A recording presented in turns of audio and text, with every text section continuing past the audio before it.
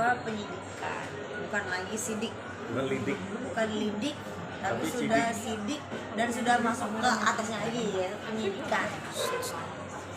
Jadi kayaknya kalau untuk aku berbicara terlalu banyak kurang etis juga, karena kita punya institusi negara yang dimana kita benar-benar apresiasi banget, karena ini semua berjalan dengan luar biasa ya, bukan cuma bukti aja sebenarnya, tapi mereka juga ternyata mengembangkan itu, bahwasannya dimana mereka mau cari tahu juga ya bang. Jadi kalau banyak yang bilang kan terima kasih juga Ayu sudah memberikan membantu jalannya proses penyidikan ini gitu, dengan bukti, saksi dan lain-lain. Tapi sebenarnya bapak-bapak polisi kita juga luar biasa gitu, karena mereka juga akhirnya mengembangkan dan ke rumah sakit terkait tentang kelahiran, tentang USG-nya dan lain-lain. Jadi buktinya nggak cuma dari aku doang, tapi dikembangin lagi. Bang, ini kan juga hampir semua saksi sudah ya, termasuk medis dan lain-lain, tinggal terlapornya aja LM. Apa nanti bisa ketika dia diperiksa langsung dinyatakan sebagai tersangka karena dengan bukti-bukti yang sudah cukup kuat ya dari beberapa saksi? Ya, kalau biasanya, kalau modelnya jalannya penyelidikan dan penyidikan yang sedemikian, apalagi ini soal ITE ya, ini cybercrime. Direktorat Cybercrime itu punya teknik khusus.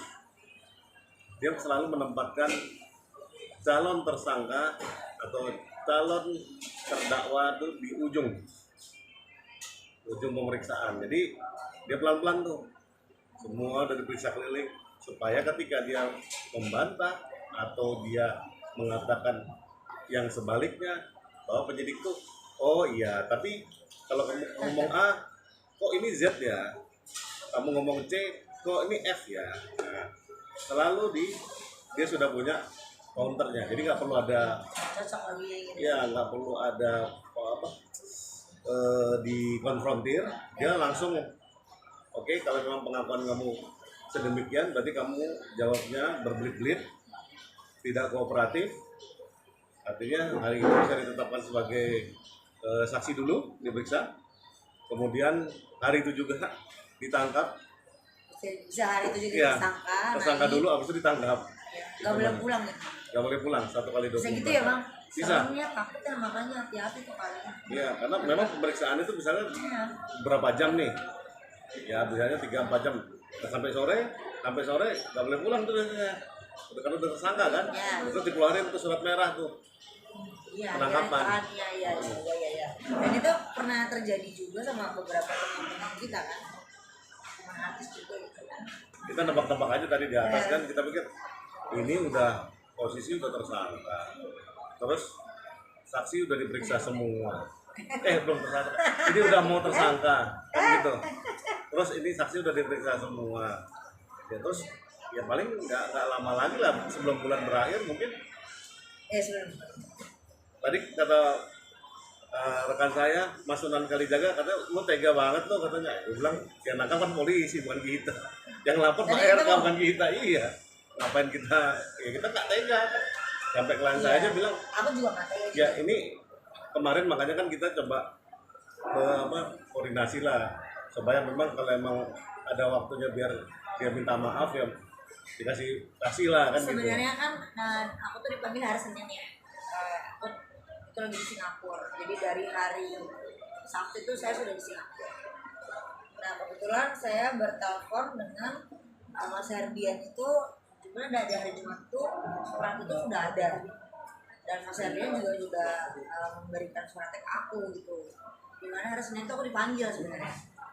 Bahwasannya aku harus menandatangani berita acara. Karena kan ya gue bilang saksi kunci loh, ada semua jalan ini kan ya mungkin aku bersyukur sih, maksudnya dipermudah gitu dengan adanya sebuah saksi, dengan adanya sebuah bukti gitu. Karena hukum itu bukan tentang apa yang kamu, bukan tentang apa yang air mata jatuh, tapi tentang Termata siapa yang jatuh? air mata sebelah bang, suka nangis lagi mencari simpati. Ya itu kan aku bilang, tapi kan hukum itu adanya dua bukti dan dua saksi kan gitu. Apalagi kalau buktinya lebih dari dua dan saksinya lebih dari dua, puluhan. Gitu. Ini kan ada laporan juga ya, nggak Gugatan. ngaruh ya bang, ada Gugatan. gugatan juga ya bang, nggak ngaruh lah ya bang sama laporan yang Jangan. Mau aku sebagai praktisi hukum Ya. kasih komentar boleh? Ya. Ya abang sebagai Ya, kalau saya sebagai praktisi hukum bukan lawyernya Ayu, saya akan berkata sedemikian. Dari konstruksi hukum yang sudah ada di SIPP Pengadilan Negeri Bandung, yang harus ditanyakan pertama tuh legal standing. Nah, legal standing itu dia agamanya apa?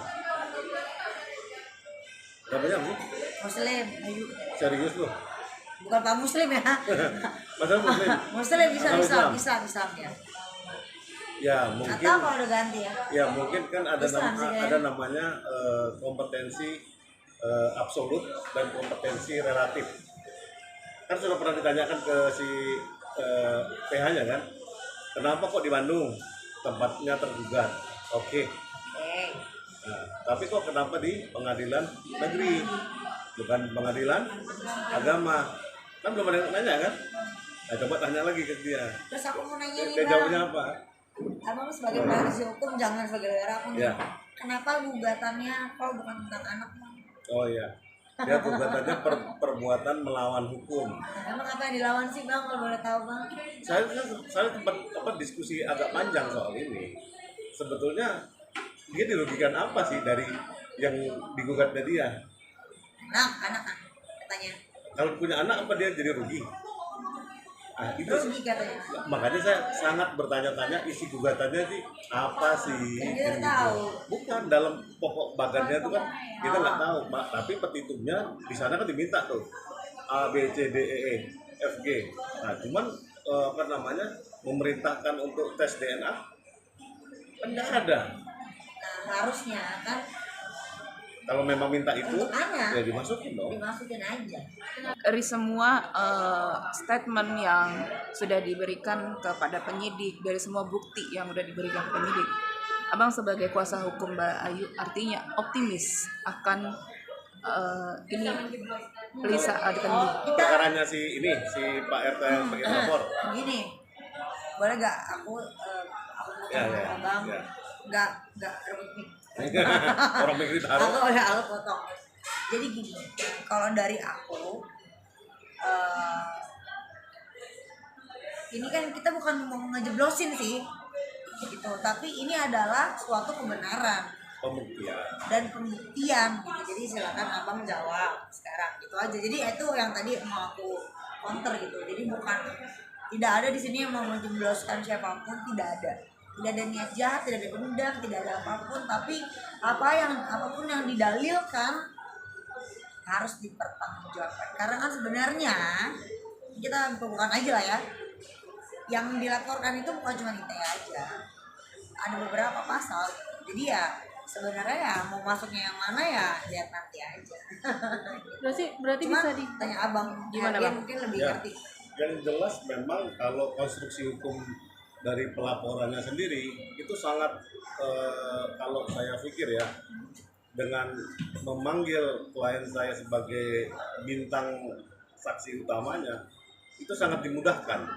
Artinya dengan tanpa kesulitan pihak dari pelapor itu menyajikan seluruh dokumen yang diminta, seluruh alat bukti yang diminta, karena dari klien saya memprovide seluruh yang diminta. Jadi otomatis nanti memang ada yang namanya di proses gelar.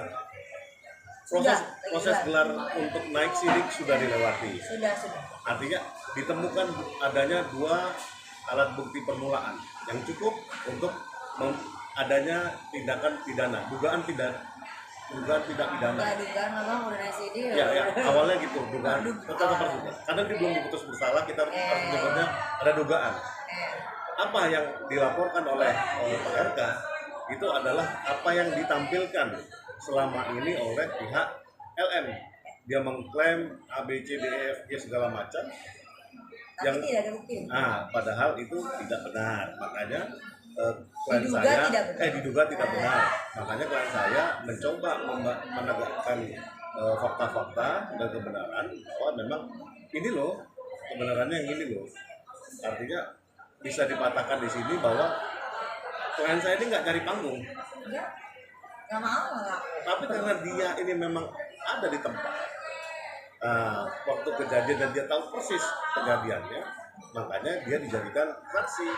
Kalau ngapain orang nggak kenal, misalnya saya, kalian ya kan nggak ada hubungannya, tapi kalian mau manggung tiba-tiba mau ini kan itu kan berbohong. Nah kalau berbohong itu nggak boleh. Ada saksinya juga, jadi ada yang namanya bisa juga, saya bisa dilaporkan juga namanya kesaksian palsu. Kesaksian palsu. Nah itu juga berat untuk saya ketika saya bersaksi tapi saya memberikan saksi palsu. Bohong, ya. Nah namanya itu juga pernah ada satu artis yang masuk juga ke dalam penjara karena itu. Oke. Sekarang juga di penjara juga tuh di mana?